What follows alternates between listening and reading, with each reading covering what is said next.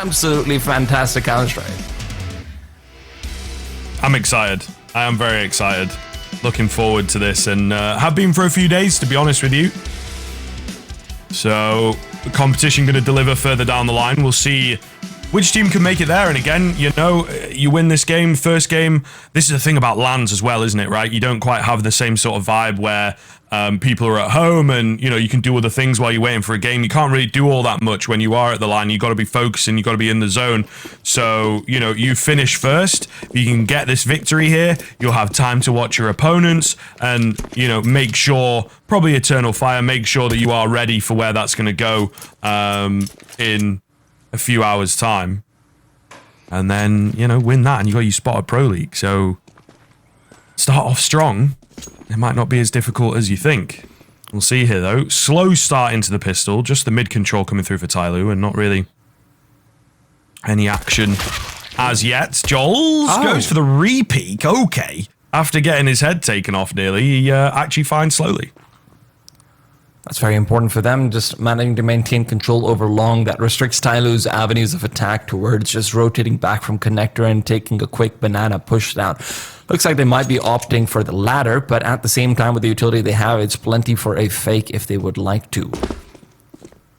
At the same time, just waiting things out, hoping that the Strife side will start to get aggressive, but now comes the execute. Fates misses out the first, but Rek is here to cover. He's got two. Starting off strong in the first round of the LAN, and Summer and Binter have been completely locked out of the sight. Almost dominating, isn't it? That's a really solid start.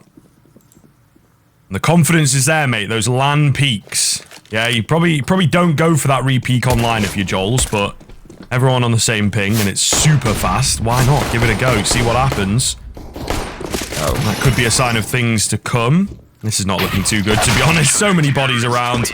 It will be Strife getting away with a flawless pistol. This is a fantastic start.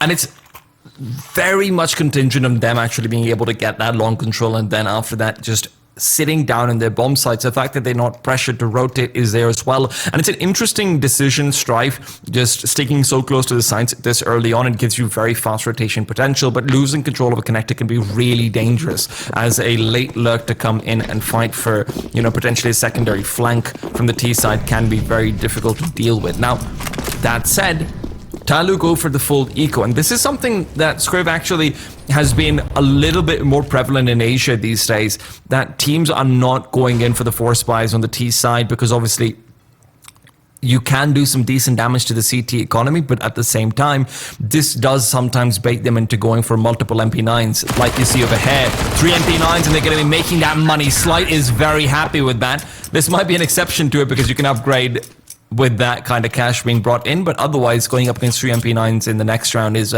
generally quite nice for the T-side team.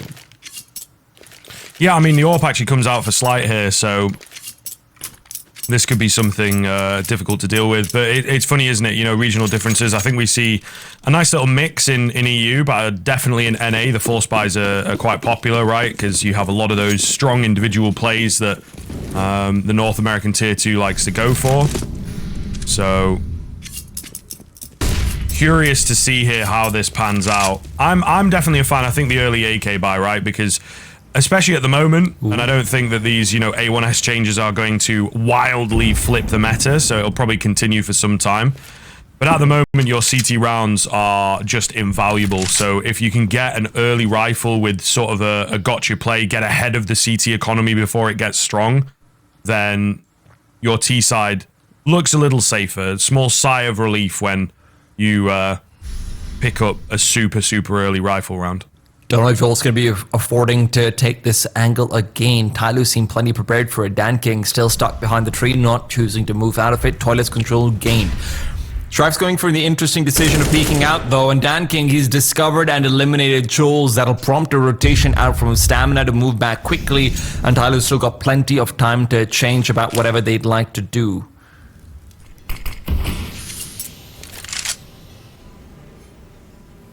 Stamina's even going for some aggression down towards the toilets along with Slight. They've gone for the banana recontrol play. And you've got to be careful about Dan King, who has revealed his position with the flashes being thrown. TYLOO's only got 30 seconds though, so if Dan King gets his 1 kill over here, they know that connector should be completely clear for them. Dan King finds a player, and now they execute onto the B side, likely to come out. 20 seconds on the clock. The AWP yet to rotate slowly is going to be moving in. Oh god, this could get messy. Fates finds the first and the second. Spacing not quite sound. Summer will find the kill on the backside. Fates in for 3. Just needed some kind of support. 5 seconds, not a lot of time, but Slight not ready as Summer will secure the round. The nicest all-round fist bumps for TYLOO. It did get kind of dicey moving into B there, but they will keep it together. And that's where you can see the power of TYLOO's individuals as far as rifles go. You're right, Script. The spacing was fairly off. Fates is able to get 3 kills with a Farmus without reloading. When do you ever see that happen? But when you've got Summer and Slowly, either one of these guys can open up a bomb site completely on their own. So when Dan King has eliminated that second threat and they can zone in on the site itself, knowing there's no one from connector, they're good to go, man. You've never lost a round if you've got these guys alive.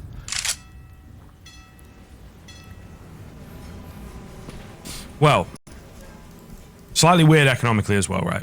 Yeah. Because you can kind of say, oh, it was a bonus buy, but it wasn't really. Because you had an AWP full spend, like 7k out of Slight or whatever it was. So they come into a buy into this round, and, you know, you can argue a slight little economy mismanagement for this. Sometimes, even if you are losing that early rifle round CT sides, you know, you build up that cash with the MP9s and whatnot in... the full eco, and they can get themselves a pretty strong rifle back. Not really the case here for Strife. Very little utility, no kit. Do have that AWP again, but the impact in the previous round was kind of minimal. So, looking good for TYLOO to even the scoreline early and break the bank, and maybe start running away with the first half. A lot of that is going to come down to Joel's still playing from inside divider. Flashbang is dodged. He's repeat into. They know where 3 of these players are. Rotation's going to be coming out from Strife very quickly, but Stamina has been found out on the extremity. They're trying to exploit long as often as they can, but with Fates falling as well, this has to be a save call.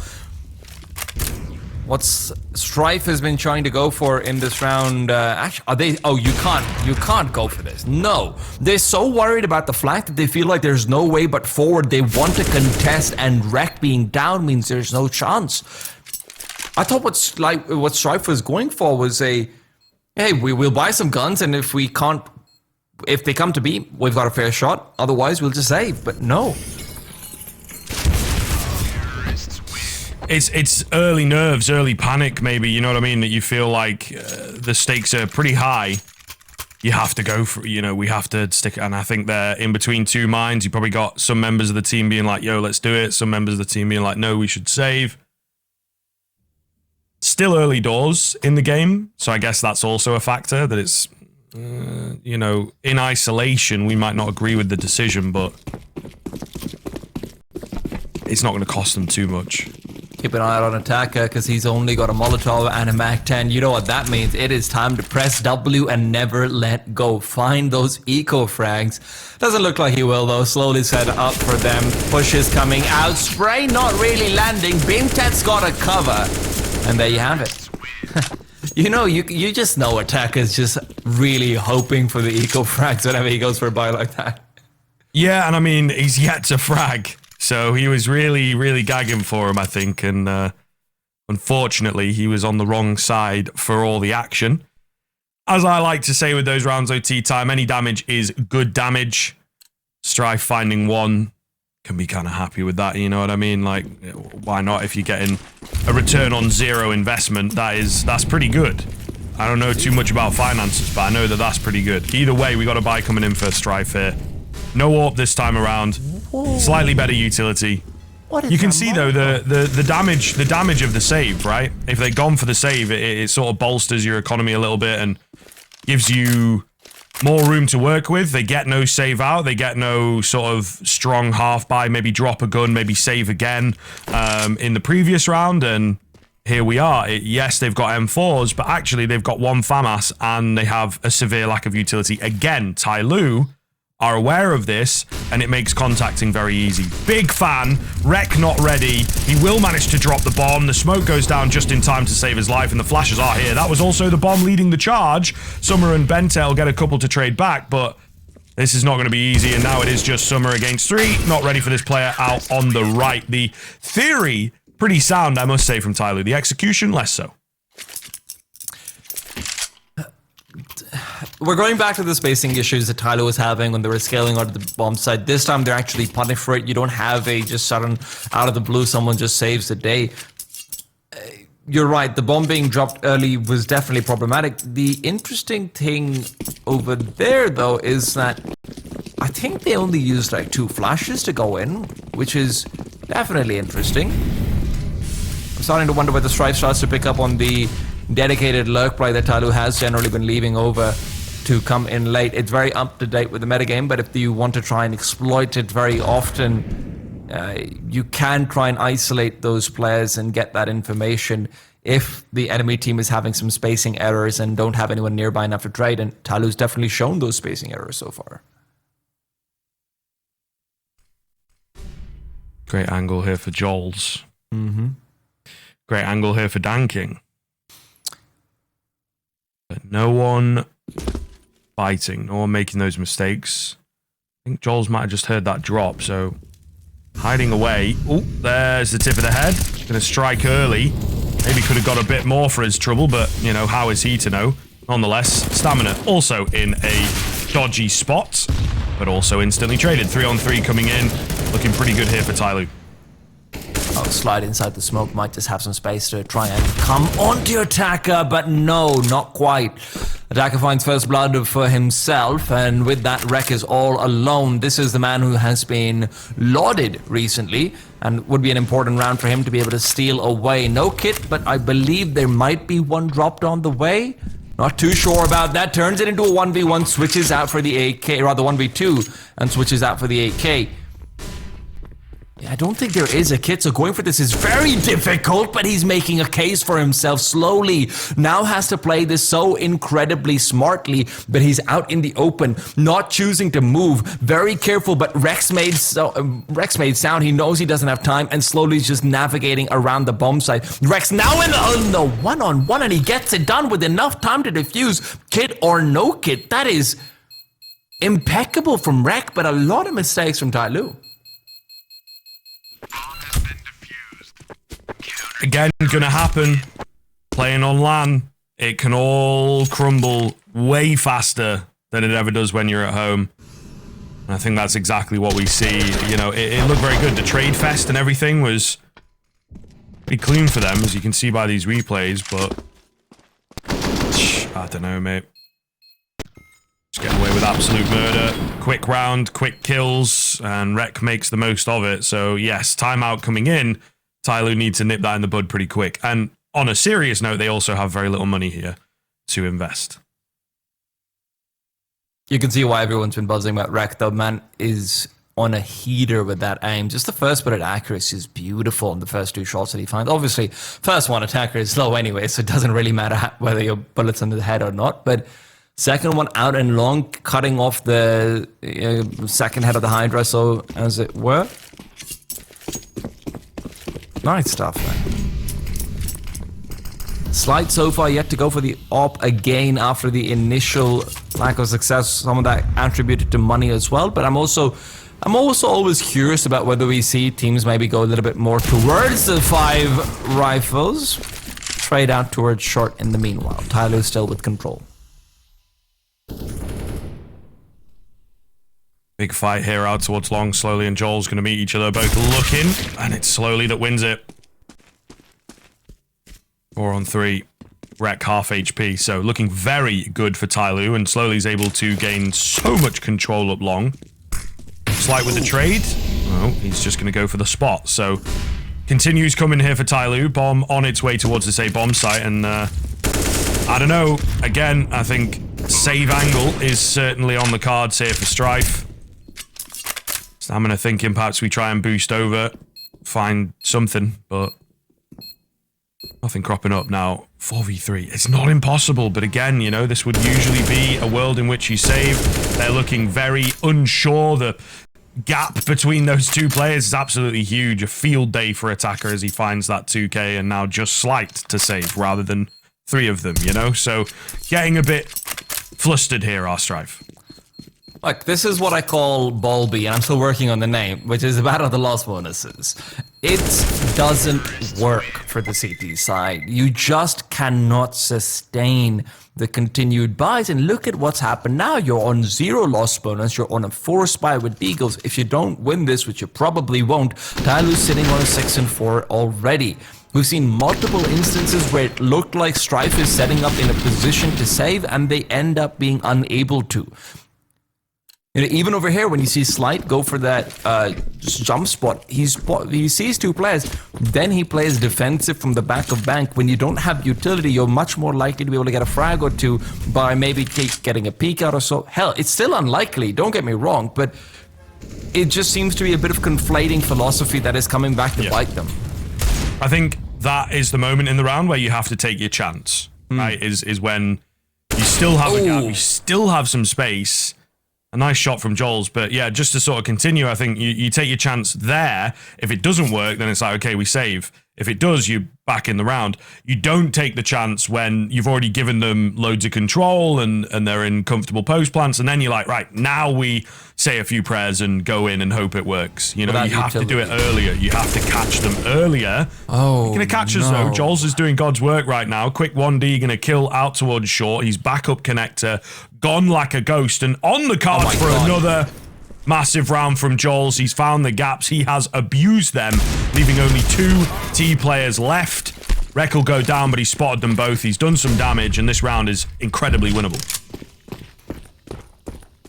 I mean, Strife might already have this in the pocket practically. Summer's on 28. Slight is on the back lines. There goes Summer, and Bintet is next.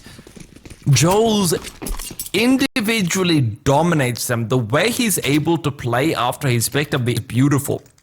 Because obviously, one of the things that TYLOO has under consideration is how far off that AK was from the Deagle itself. So there is the potential for him having pushed up behind into T-spawn. So this is one of those rounds where it's very easy to criticize TYLOO. Oh my god, why are you taking 1v1s and everything? But at the same time, you don't actually know where the player is. So going for the hunt is very risky at the same time, because you know Deagles on the A site could start pushing in, and if you went back to T-spawn to check for him, hell, you don't know what's going on. The chaos after that first skill is massive when you can't trade it immediately. Joel's now out in long again, gets the first. It's definitely the worst possible way to die, I think, in that previous round. 0 info traded. Could be more in connector, so you can't just call on your teammates to go rolling in. You can't see him. Rec. Pretty lucky, got to be careful, of course, but yeah, he is a few millimeters away from being spotted there. As is Fates. That boost could have done some damage, but they just hide away from it. Quite a bit of noise made actually over towards the B short waters. The Strife team has an idea, and you can see on the map that they've started to rotate as well.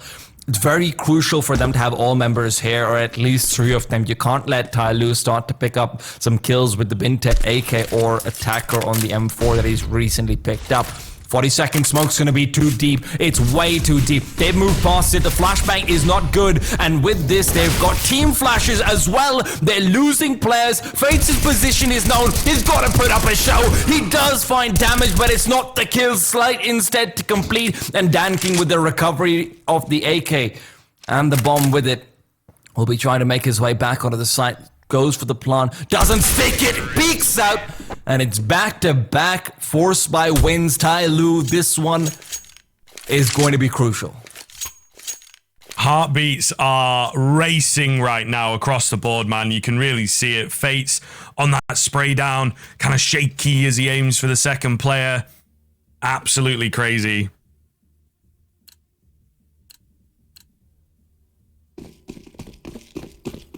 Let it sink in for a second.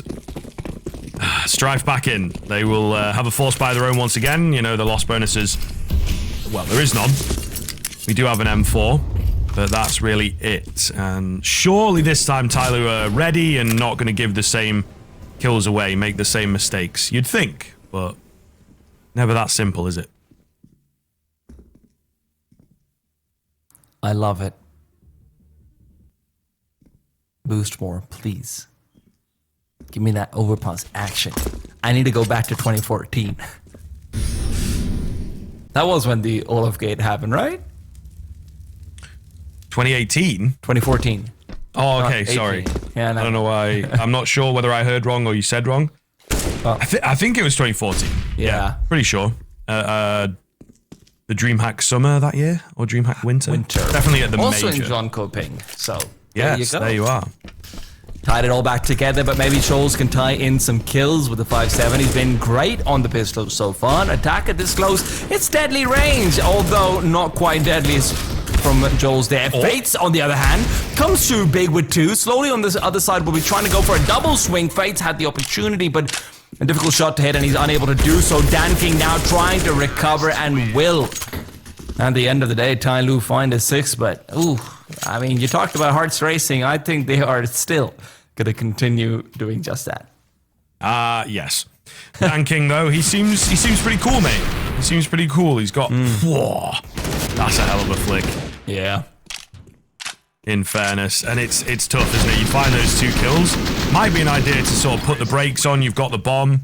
But it's all happening so fast, and we got to help each other. We got to get involved, and sort of the unspoken coordination between those 2 players on A, not the cleanest, right? One peeking, one hiding, and then one dies, and then one tries to trade, and it all just sort of crumbles. But yeah, Dan King looking mighty, mighty fine. So, high praise for a while, you know. I'm interested to see a little bit further down the line in this tournament if he can really start taking over. Oh, that's very unlucky.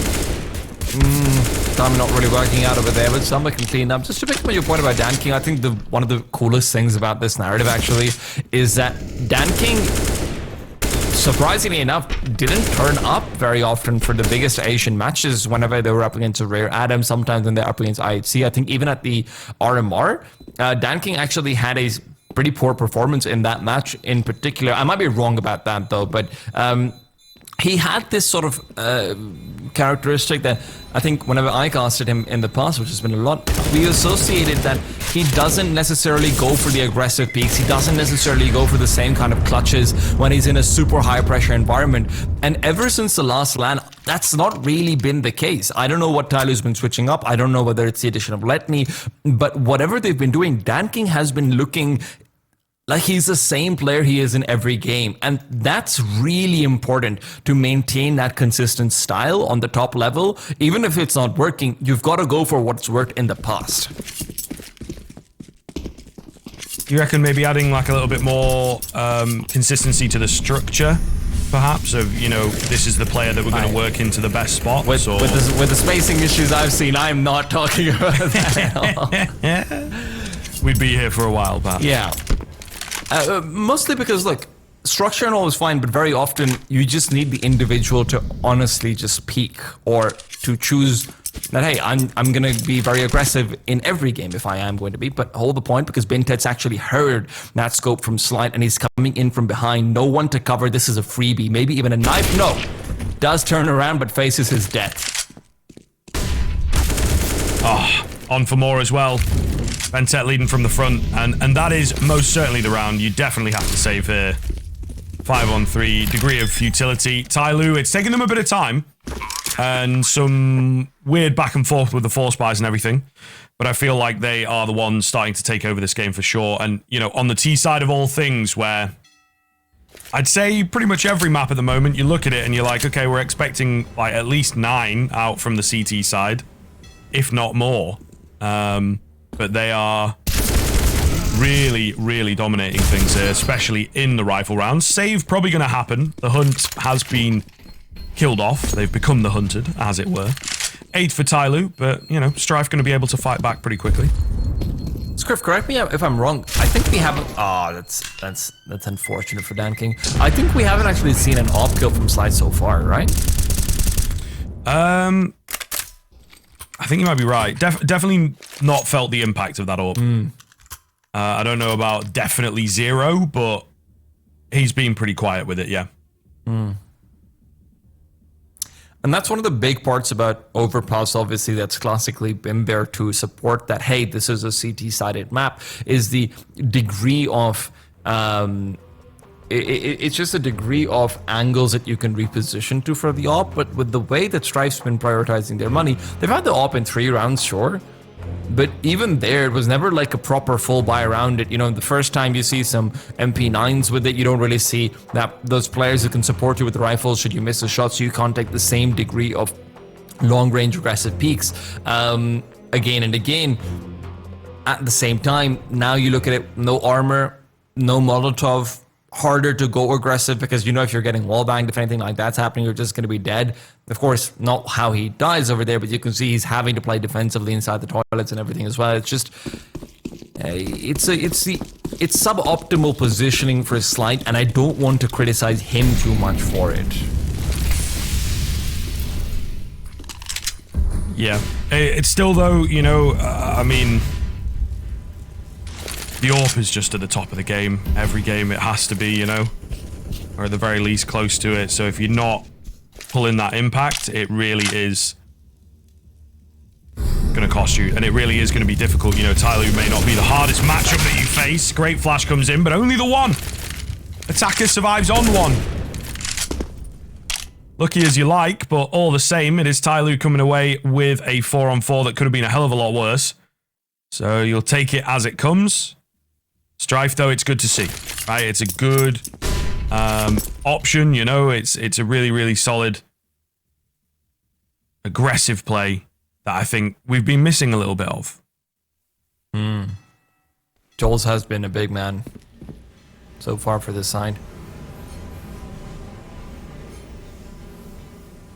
Slight's locked down long. Stamina has been eliminated. Trying to get some information. Slight will, however, recover. And now they know that it's all about that banana control. With Fates having pushed into connector, this is all about wreck.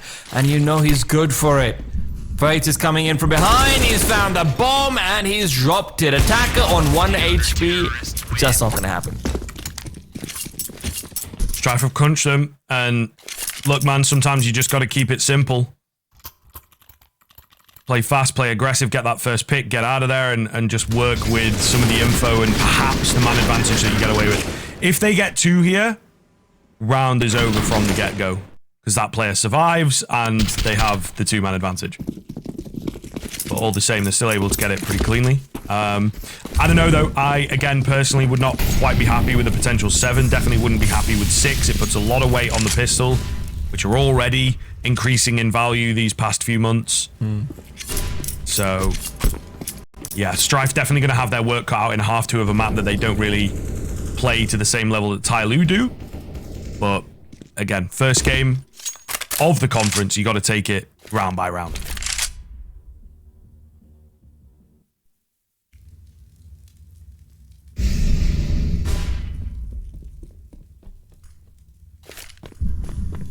Oh, dear.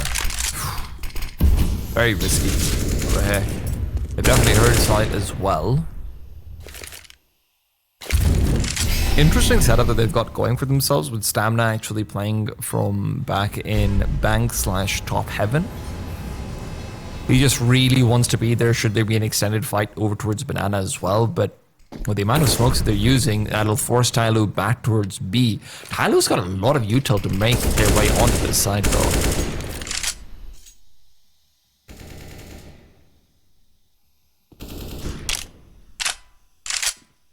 Very quiet here in the final round of this first half. Stamina's got 30 seconds. Oh, God, yeah, this could really get troublesome. Stamina from the back end of the pillar.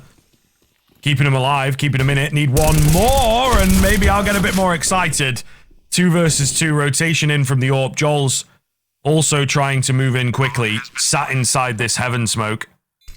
Nice shot from Slight. There it is. The AWP might have been quiet, but it finally does ring true. Summer, however, going to bring it into a 1 versus 1. Bait the runaway and walk back in. Tap onto the bomb. Slight ready for shot, but shot is missed. 9-6 bagged for TYLOO. A really solid T-side scoreline. They are absolutely starting to run away with this one. We will check in and see whether Strife can do the same with their T-half after the break.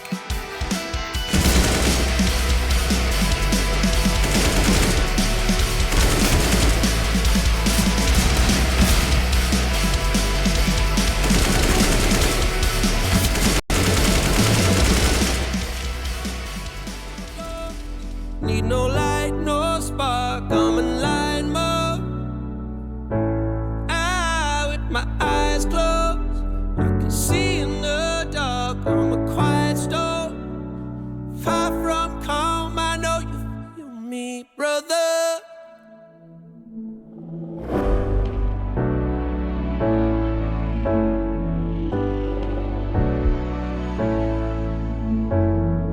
Seems like I can't get away from the hot sun. Always night, it's never day.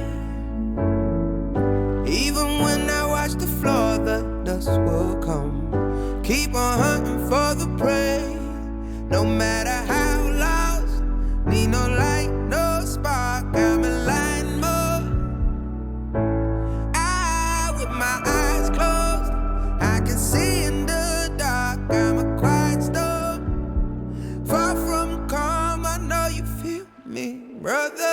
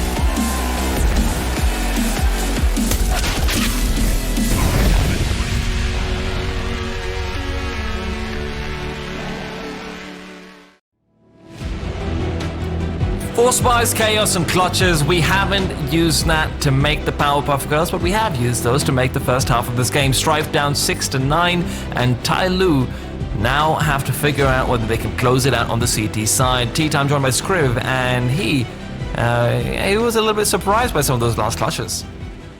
Yeah, for sure, man. I mean, you know, it was looking like we were in for a back and forth, and then TYLOO just getting the run, you know, and just finding the groove, as it were, towards the end, sticking to it, and some solid work. And now we move on to the much stronger CT side, as the game is at the moment of TYLOO's map pick. That's kind of flawless. So yeah, scary times ahead for Strife, especially if they drop this pistol T-Time. You've got slowly getting a lot of information, and Dan King knows that the call should be from Connector. Whoa. The fact that he's taking that face is scary, but he does turn away right in time. Rotation's coming right back as well towards that A bomb site. Summer getting aggressive. Lots and lots of players on the other side of this, though. Don't know how well it'll go. Oh, nice find for Joel. Summer is the one that pushes in. He's only able to get one, so 4 on 3. The site is so full of utility right now. This is going to be wild. Flick across for Benta as he's able to get himself one. It's Attacker, though, that we missed from the back of Dice, who picks up the double. Slight now the only one left against 2. Bomb spilled, 17 HP. Surely not a chance in hell. 45 seconds, you know, he just cannot get this. And I think the bomb is spilled in a pretty perfect spot for, you know, Julies to hold from Banana, one to hold from Long. They're now grouping together, pushing in, trying to clear a few angles, make sure he's not hiding, make sure he's not being cheeky. Slight's kind of done the same, though. So he's only got a few areas to expect. Oh, gotta be careful. This Glock can turn in a matter of seconds, but he doesn't find the heads. And it's TYLOO with the pistol. And all of that comes down to slowly. He doesn't get a single kill in that round, but you can just see the degree of information he's been given. Dan King backs off at the perfect time to be able to come back for a flank into things as well. Sure, he dies, but the fact that they know where that player is means that they can just continue facing because they know what the call is. Attacker doesn't have to worry about rotating. He can hold his position, and it's just really nicely done from TYLOO. Again, the information from Slowly integral to that round.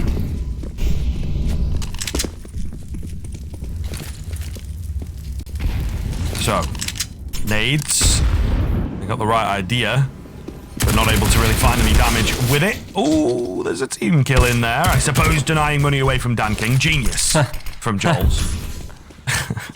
Nonetheless, this round not looking too good, right? They're trapped in by Bent at the front, and they are being crunched by Slowly and Attacker from the back. So, kind of on a timer here with this play. Not really expecting too much out of the Glocks anyway, and well, money made for Slowly. Beautiful stuff, that MP9 paying for itself. The thing is, I'm not 100% sure about the configs for this, but I believe it should be the case that if you get a team kill, the enemy team still gets the money for that, but it's just randomized. So,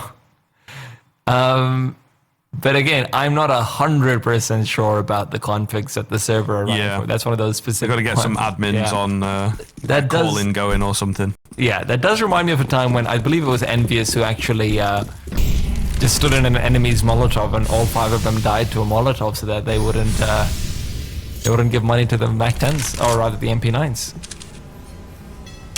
You know, sometimes it looks a bit silly, but the logic is there. You can't fault the genius of the French half-bites, you know?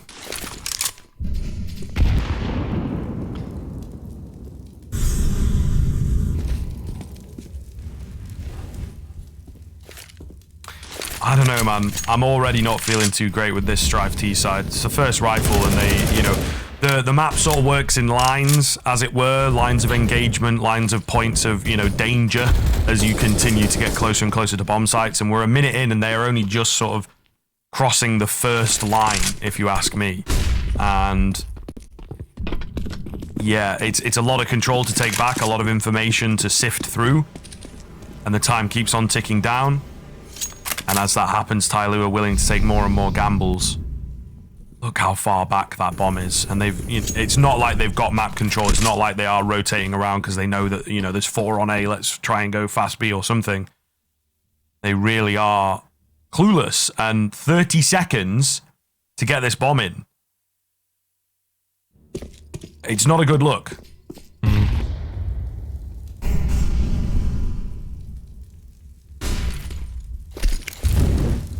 Got a lot of MP9s to try and defend. Summer Force will end up falling initially. Slowly, good for the first, but you've got nothing beyond that. Dan King won't be given a freebie either. They don't cross the bridge, and with just enough time, the bomb will go down. Boost, finding anything with this seems incredibly unlikely. And with Wreck this close and the spam going the other way, they are caught in between a Wreck and a hard place. The hard place being Fates' bullets. Bintet now fully blinded out, will be eliminated. Only 1 player lost, and Strife's late round execute just demolishes TYLOO. Well, questioned it. Believe you. I don't think it looked very safe. I don't think it looked very safe, dude. But that's why they pay them the big bucks. True. Yeah, you don't look for a safety in a game with guns. Yeah, absolutely. Could have been rough. Could have been very rough, right? If TYLOO do a bit of digging, do a bit of investigative work, certainly could have been more ready for that. But not the case. Another timeout coming in for TYLOO here. We love a timeout.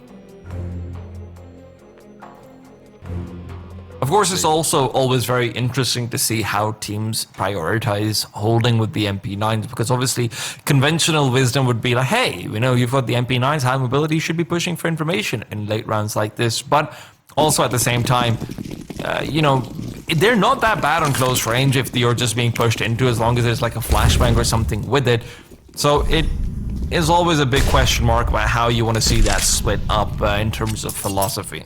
Now, though, you've got 5 players on long with USBs. We saw this once before from Strife. They got 1 kill. Can TYLOO defeat that record? Well, these guys might be cheating a little bit because they do have a couple deagles. So, They've got... I actually don't know what the equivalent of cheating in arcade games would be, to be honest. Yeah, I don't know. I'm not sure. Not much of an arcade gamer. Oh, God. It's actually gotten a bit scary. 2 for 1. The AWP of Slight. If they'd all gone together, hey, they could have found him there. Oh, does well to stay alive. That looked dicey. A nice shot on the Glock, which is not usually what we expect. Well, I'm going to make its way over towards B, and honestly, I think Summer and Bentet go and grab these 2 dropped guns and just save. You'd think that, but Bentet's feeling frisky with the USP right now. Wants to go get into a little bit of trouble, and trouble finds him in the meanwhile. You can tell they're just screaming to Summer, hey, go get the AK, save the AK. That looks scary for a second, though. If Attacker had found the kill onto Slide, that would have been an entirely different story. You could very well have seen them get away with the round with an AWP being chucked over as well. You've got multiple weapons, and even if not, just saving the AWP into the next round is just really, really great. It's tough, isn't it? The benefit of hindsight as well. I think they'd already started to split up after the first couple kills that they found, but if they just stuck together, could quite easily have found themselves in like a 4-on-2. But easy for us to say. And hey man, like at the end of the day, for Slight to be able to get out of situations like that with an AWP kill, with a quick Glock kill, he wasn't having the best of first halves. That's a big confidence booster, and they need that going into Mirage regardless of whether they win or lose this one, because obviously, you know, Mirage is one of those maps where TYLOO isn't that comfortable on it, so you're going to be expecting a lot more attempts from individuals to just make plays as individuals. And you want Slight to be on his A game to stop that. It's funny because I don't know whether he was necessarily like super weak in the first. It just felt like the AWP impact wasn't there. So it's weird. The stats look okay, but it's one of those. If we went back on the many websites, maybe check it out on CSGO Hub, you know, it'd tell you that his impact wasn't too high. So Powered by Coil. Indeed. One boost. Oh, you're not going to get that. You're just not going to get that. DanKing is such a flashy opera. He's honestly one of my favorite operas to watch because it's very old school, flick heavy, you know, re-peeking, all of that stuff. And now with Bentet finding the kill as well, it's a 5-on-3. It's going to be a rough time. Look at this. He's already over in Banana as well, but he misses the shot. It's the easy ones that you've got to watch out for, apparently. And the flashbang over means could repeat, chooses not to. Summer is there to pick up instead. Fates to eliminate DanKing. Trade, yes. Too late, maybe.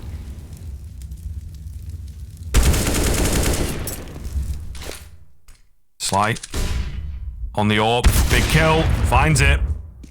2 versus 2. Flank coming in. Fates absolutely cannot die here. Slowly. Walking in. We'll give him the kill. Beautifully played by Fates. Patience pays off. That leaves the B bomb site open. 2 versus 1 bomb plant now. And what a start it was from TYLOO. However, Fates 3K has ripped it wide open. 10 seconds. They'll get this bomb down. And Bentet's miles away to stop them. This has got to be a doable clutch. Slight's even swapped across to the AK to make sure that the trading is nice and easy. They are both pretty low. He doesn't have a kit. And again, they are giving him nothing. Hiding away from heaven. It's almost perfectly played from the two of them. It all just comes back to that one repeat from DanKing in the heavily advantaged position. Bentet's going to have no chance whatsoever. You just can't get this. No kit, no utility, flashbang avoided. Sure, you'll get the first kill, and that's great. But by the time you're already in position to fight for the second, no time whatsoever. So yes, you eliminate everyone. Can he go back and get the AWP? Doesn't seem likely. That was dropped quite far away as well, so you're not going to be saving that either. And despite the great start to things from DanKing, the fact that he gets caught off over there after missing that second shot, just not good enough.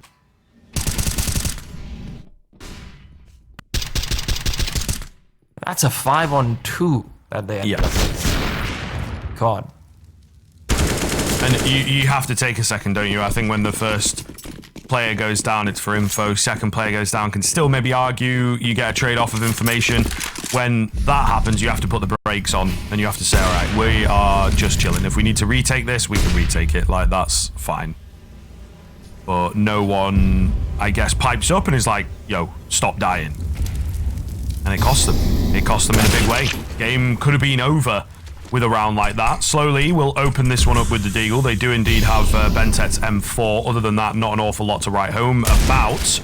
Another head crops up, so Strife have got to be careful, playing with fire for sure, and still committing to B, despite the fact that they lost a player here early on.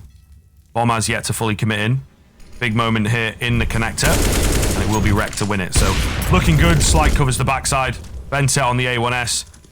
You're buying in the next round anyway, but there is a degree of futility. Stamina with a double spray down to finish the round, and now up to 10. Strife are stealing rounds here, really.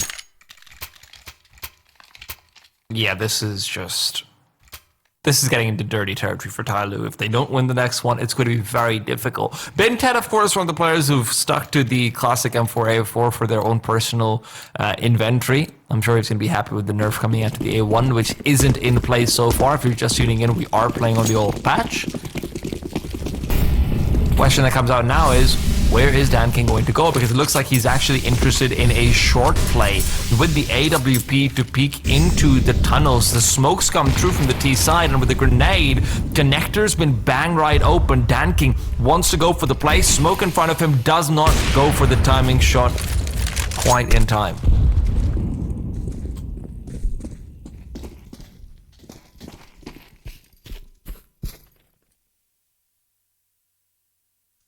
I like the thought of that play, though.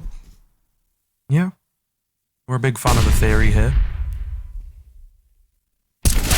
Oh, great trade. Oh, He is just individually nuts right now. Stamina as well, finding the second.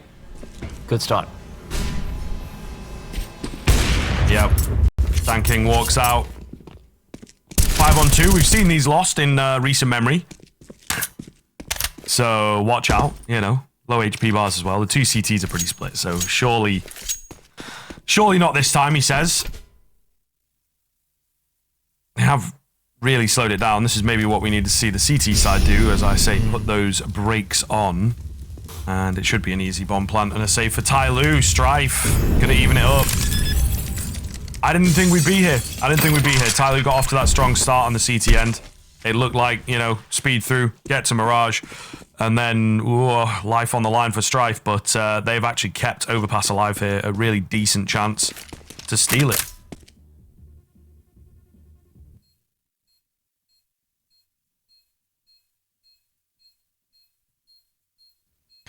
And you can see how things have flipped around for DanKing and Slight respectively. You know, DanKing starts off super hot on the T side.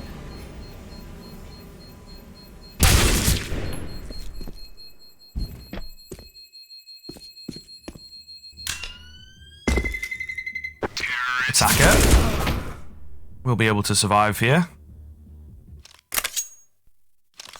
So that is certainly something. I mean, it would have been nice to have the two.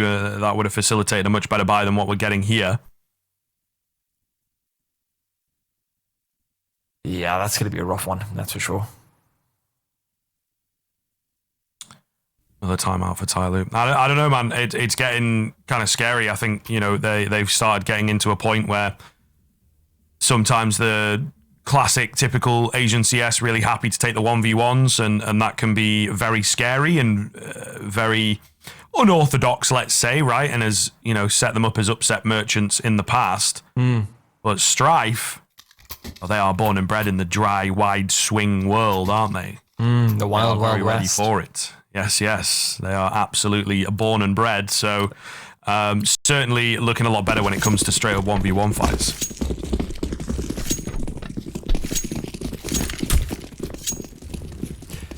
Still a dangerous buy from TYLOO. It's not one where you should be expecting much from it, but let's not forget the power of these Deagles and the CZs can be pretty damn ridiculous.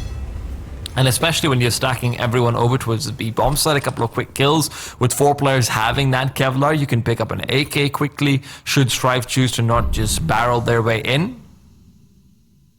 It'll be interesting. That's for sure.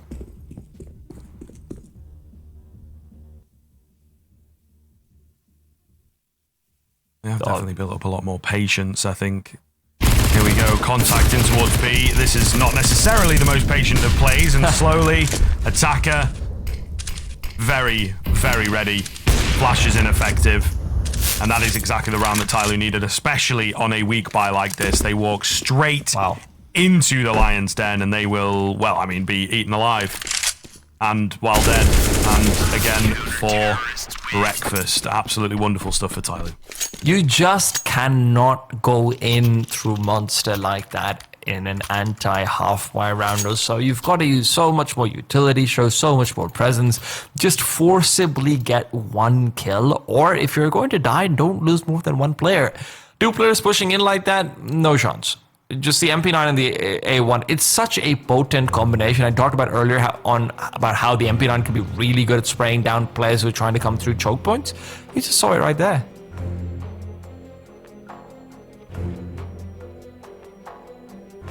Yeah, man, dry contacting into B is definitely an iffy one. Yeah, in that one, gotta say how it is, especially because I mean, it's such an important round, man. Like all the rounds at this point, you're very close. Your opponent's map pick, chance of taking it, break the bank, blah blah blah. Super important to get these in the bag. Yeah, I mean, calling that is just. Not to mention, I'm not sure where Slide started to look at afterwards, because obviously we didn't get the camera. I'd love to find out later on by looking at the demo, because it looked like he was ready for the attacker swing to come through, but attacker just was completely uncontested, or so it felt like afterwards. Maybe becoming a little bit more worried about a short push. That's where the op trains itself, and it gets punished as a result of that. I'm gonna have to go back panic, to the demo, isn't it? that, It's just panic all round. It's so hard. You're contacting it, and flashes are ineffective. They are perfectly set up for it. Going to go for an aggressive B play, though. They are trying to, rewrite the narrative, spin it back in their favor. Attacker this time out towards shorts, and they line up for him. That could have been 3, to be honest. Either way, Slight the only one left. And these B plays for Strife are not working at all. TYLOO have been handed a gift, not only in this round, but also in the previous. Slight even goes down without finding a single kill, so... yeah, TYLOO have snatched back control of this game, seemingly out of thin air. I like this. They're choosing to go 5 rifles instead of the AWP when danking. They had the choice to pick it up. And I don't think enough teams do this, to be honest, because 5 rifles on Overpass can be really dangerous with how many places the CTs have to be able to push through, especially if you choose to play defensively like TYLOO has been in these past few rounds, where you just sit on the bomb site. You'd think that the AWP is good for that, but with how good flashes are these days in teams, it can sometimes honestly just be better to have a rifle. Yeah, very true, especially, thick and fast, a lot of early fights. The AWP can be, well, I mean, it can demolish a round, but it can also betray you at times. Whereas the M4A1S, at least for a couple weeks longer, is all reliable. And there ain't no issues with this gun right now, to be honest with you. Contact flash. Doesn't find anything. Stamina with the dry peaks on the P250. He gets 2. So, there's that. Couple kills. Bring the economy down slightly. Really doesn't matter. TYLOO are looking to end the game here and now. One more rifle to go, and they should have it in the bag. And now you've got the op from Danke, now that he knows that, hey, this is going to be a proper full buy round. Whatever, I'm going to go for the op now. Again, very small thing, but you never know. You could just be overwhelmed and lose an op, not have one in the next round instead. Risky business, the CT economy.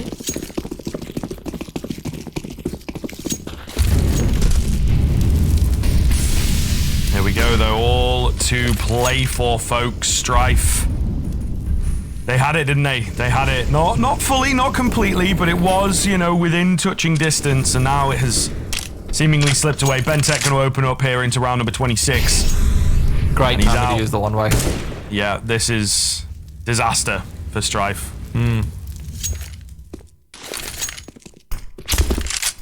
Strife have no control anywhere now that connector is gone. And if I'm not wrong, that knife sound, that was heard throughout the map practically. So Bentet knows where they're coming in from as well, courtesy of that. Pro tip to everyone, my finger wall is literally the loudest sound in Counter-Strike after the bomb plant. In terms of the distance it travels. It is ridiculous how much info that gives away. And now they should know, hey, we've given up the bomb site. They can come in through the axis. The only problem is DanKing's turned around and he could just be overwhelmed. He doesn't flick in time, and now it's a 4-on-4. All that control they got with Bentet's skill, it's all gone. Has been planted. Okay. Player out towards long. Been pretty dangerous. Flank is not too slow. Oh, no. Team flash. Slowly falls. And no one's peeking into attacker. No one's giving him the time of day. Summer gets timinged. And Strife have just saved themselves. 12th round in. We certainly have a game on our hands now, tea time.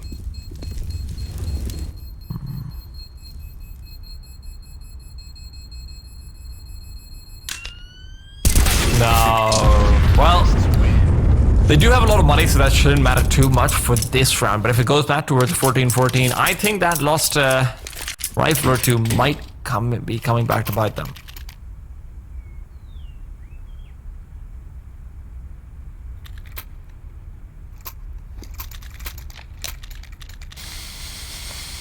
Pause coming in. This one, I unfortunately believe, is a little more technical in nature. Because we don't have, you know, the cool music and stuff. Well, there you go. There it is. Okay. But there's no timer. There's no, you know what I mean? We are indefinitely on the loop here. Well, And you know I what? don't know about you. I like does- to know when the action is getting started again, dude. You know? I don't like... That's true. But Especially at the when it's same- on LAN and it's the first day of LAN. Just all I'm saying, do whatever you do in your part of the world for a bit of good luck. You know, we say touch wood in the UK. Yanks, if there are any watching, I know they say knock on wood. Oh, I for some thought they reason. said touch grass. Okay. Well, that's just a worldwide general term for, you know, it's just advice. That's not necessarily like a good omen. I recently went to a restaurant which had grass on the walls. So I mean, it was Anything the to be fake- different, the I fake suppose. grass, but I did get to take a picture touching it and saying I managed to touch grass while not leaving the house. So hey, Very good. Very good. Yeah, I mean, I don't know about that. Grass on the wall is a bit... it's interesting, isn't it? It's like it's one of those things where I feel like if I could lean on it, I wouldn't mind it because it is softer than, well, you know, a wall. But otherwise, not so much. We're gonna have things resuming though, and one thing that I'm hoping to see in these crunch rounds is a bit of an uptick in the performance from Rek. Obviously, we praised his mechanics and we saw what he's definitely capable of. It seems more like he's sometimes maybe not able to keep up with the pace on of, you know, how TYLOO's playing, how his own team is trying to make a play and whatnot as well. Sometimes it's a little bit removed in ways where that individual lurking presence role that he's been given on the T sign hasn't been coming to fruition the same way we'd like to. But you never know. DanKing, meanwhile, playing anti-flash initially, peeks out afterwards, and no one to be spotted. He's also the only person on that A-bomb site. Can be nice sometimes to get the short reset, of course. Get yourself back in the mindset. But no funny business. Again, we're on LAN. No chit-chatting. That is for sure. Oh, through the Nice tag wall. coming in from DanKing. Yeah, that's unfortunate, isn't it, that he doesn't get the frag, I suppose, but still, early damage into the exchange is always good. Don't know whether he's seen it. I feel like it's what we'd call unconfirmed damage, so that is something to consider here for TYLOO.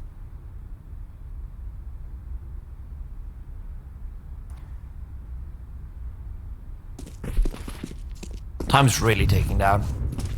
And we know Strife has had success in the prior rounds, and we will remember that because Scriv said they won't. No, but repeating that is definitely not an easy feat. So we'll have to wait to see whether they do have it because, you know, 2 flashes, that's all you've got. going into B is not going to be easy, especially with two players already on shore. Watching out for the jump ups. You've got one, and the trade is instant. Shore on both sides, but Summer now playing from inside water has prevented anyone from coming up shore. He's repositioned and is now just waiting for the push to come through. A flashbang to keep them at bay, make it a one-on-one, maybe even two successive. Bintet comes to assist, and he's got the cap of it all. 15 to 12 TYLOO. This time, they dismantle him. Really saving some good stuff for the tail end of the game here, aren't they? You know, one-way in connector for a play, those sneaky off angles that are just not going to be considered because we haven't seen them all half long. Little things. They probably don't even fully realize that they're doing it. You know, subconscious decisions being made by these TYLOO players and their positioning and the change-ups. Strife, unable to deal. Another timeout. Not their map pick, as you can see by the beautiful little graphic in the top right, if you are wondering what our other maps are. But there was a time, it looked like they had the momentum, they were going, break the bank here, and this could give you a real solid chance. You know, we were looking down the barrel of a 13-11 on the horizon for Strife, and they lost against the half by. Since then, struggled to recover one round in the past 6. TYLOO have pulled this one back from the brink, it felt like. And deservedly so, are in with a good chance to win it.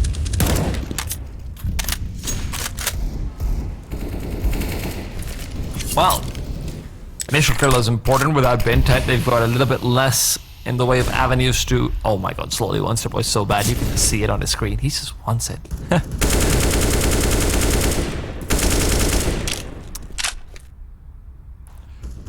Dan King, oh, misses opportunity. Dan King, timing just not working out for him. He's worried about how long he can stay because of the lack of Bintet, and Summer coming over and long is definitely helpful. Finds the frag, that's the equalizer, and another on top of it. Attacker. He's been watching out for that boost for quite a while now, finally being given the chance to eliminate it. Slowly, big kill. Would do well to stay alive here. Attacker, though, has found what could be the final exchange, and he will get the last 2 kills. 16-12 secured.